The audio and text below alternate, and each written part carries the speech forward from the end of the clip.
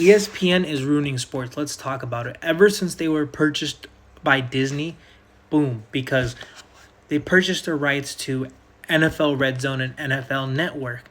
NFL Red Zone was legendary for being 7 hours of commercial-free football. Now, there's not only ad overlays, there's going to be full-on commercial breaks during Red Zone.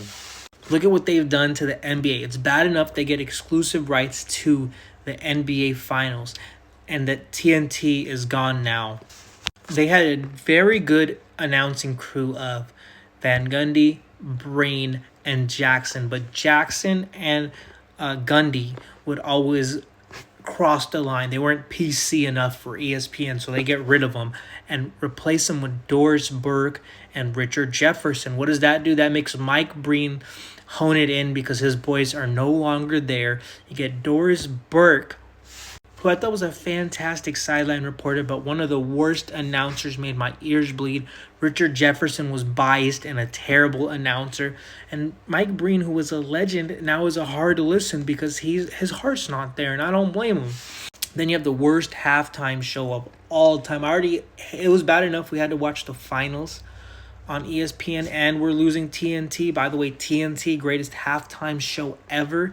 I know people who didn't even watch basketball would tune in because of the entertainment that Shaq and Charles provided, along with Ernie and Kenny. So, ESPN's halftime show, I put it on mute and I go do something else for 20 minutes because having to listen to Stephen A. Smith spew nonsense, having to listen to Malika Andrews make up lies on players' names and accuse them of accusations, Kendrick Perkins breathing heavy, Bob Myers putting the fans to sleep.